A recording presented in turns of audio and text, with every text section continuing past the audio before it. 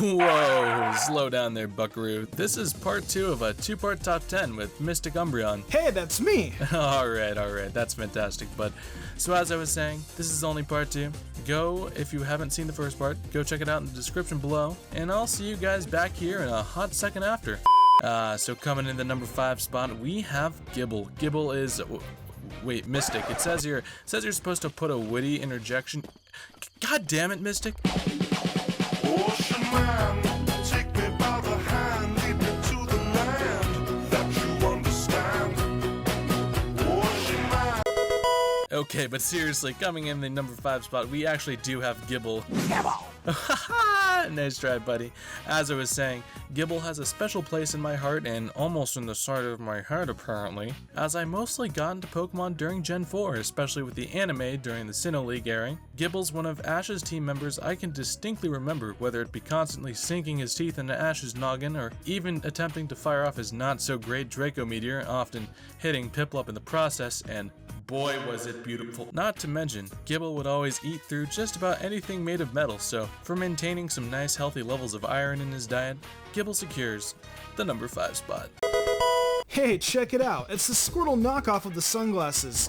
Kidding, I'm kidding. Krookodile was actually quite the awesome Pokemon, and a funny one for that matter. Krookodile appeared as a Sandile at the beginning of Ash's journey in the Unova region, and followed him for quite a long time until he finally captured it. Well, along with the Pokemon came the sunglasses, and the sunglasses made Krookodile and Krokorok complete badasses. But anytime it would lose those fine Ray-Bans, it would have a severe case of crippling depression. It was funny seeing it go from a total hype beast to extremely sad within a couple of seconds. I did feel kinda sorry for it though, even though I didn't include it in my top 10 strongest Pokemon owned by Ash, and you guys kinda stoned me for it. I do like it, that's mainly why it's here on this list. He is the cool Pokemon after all with those shades. Flapping its way into number 3 is a rather new Pokemon in Ash's arsenal, and that Mon is none other than Rowlett himself, baby. Rowlett was Ash's first addition on his Alola journey, and the thing that sets it apart from the previous Mons is that he definitely has a personality of his own compared to most of these Pokemon having somewhat of a main shtick or gimmick, and that's just about it for them. Whether it be sleeping in Ash's backpack or falling and landing smack on Ash's head, he's one of those characters you want to see end up in different situations just to find out what he would do in those situations. To better put it, wherever Rowlett goes, comedy certainly follows him, and for that, my man ends up at number 3. So this thing is a pile of mush, garbage. It could kill ya, let's just say that. And its name backwards is...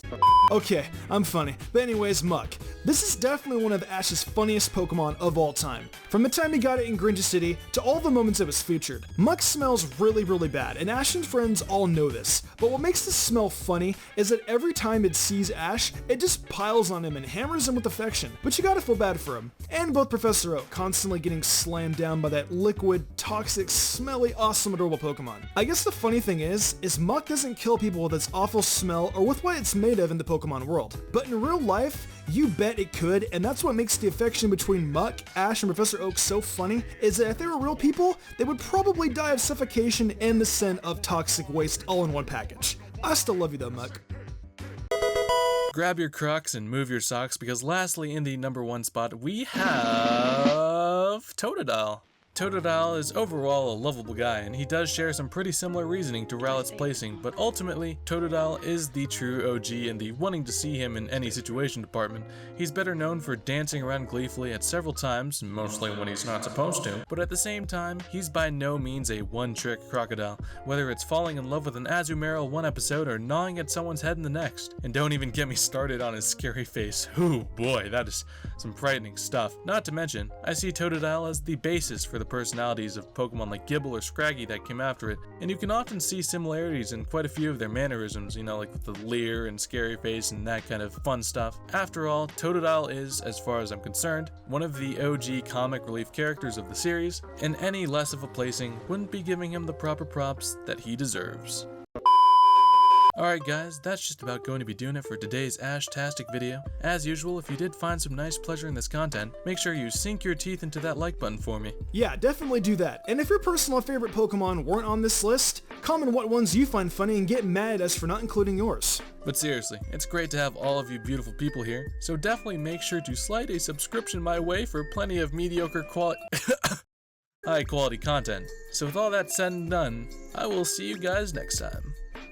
Peace out, guys.